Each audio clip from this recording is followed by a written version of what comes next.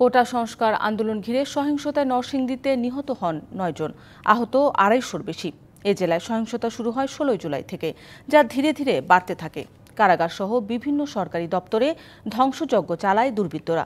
পরে কারফিউ জারির পর স্বাভাবিক হতে থাকে পরিস্থিতি।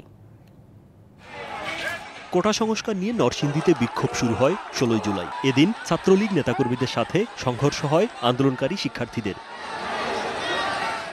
১৮ জুলাই ঢাকা সিলেট মহাসড়কের নরসিংদীর জেলখানা মোড়ে শিক্ষার্থীরা অবস্থান নিতে চাইলে বাধা দেয় পুলিশ। সংঘর্ষের মধ্যে গুলিতে মৃত্যু হয় স্কুল শিক্ষার্থী তাহমিদ ভুঁইয়া ও কলেজ ছাত্র ইমনের। আহত হন অন্তত ৪০ শিক্ষার্থী। নরসিংদীতে বেশি সহিংসতা হয় ১৯ জুলাই। এদিন আইনশৃঙ্খলা বাহিনীর সদস্যদের সাথে সংঘর্ষে গুলিবিদ্ধ হয়ে নিহত হন রাসেল মিয়া, শাওন মিয়া ও আমজাদ হোসেন নামে ৩ জন। আহত হন শতাধিক। বিভিন্ন স্থাপনায় আগুন, হামলা, ভাঙচুর চালায় দুর্বৃত্তরা। ঢালাইয়ে দৃঢ়তা, নির্মাণে নিশ্চয়তা। প্রিমিয়ার সিমেন্ট, ঢালাইয়ের রাজা।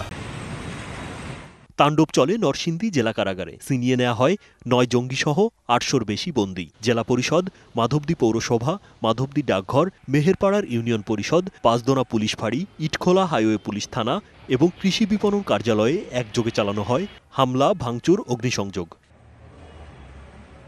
২০ জুলাই নরসিংদীর জেলখানা মোড়, ইটখোলা ও মেহেরপাড়ায় আইনশৃঙ্খলা বাহিনীর সাথে দফায় দফায় সংঘর্ষ হয় দুর্বৃত্তদের। এ সময় জেলখানা মোড়ে ফায়েজ মিয়া ও শিবপুর কলেজ গেটে সৈয়দ জহিরুল ইসলাম টিপু নামে ২ জনের মৃত্যু হয়।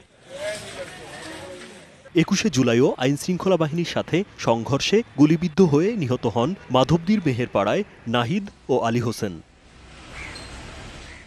এরপর কারফিউ জারি ও সশস্ত্র বাহিনী মোতায়েনে শান্ত হতে থাকে নরসিংদীর পরিস্থিতি। DBC news desk.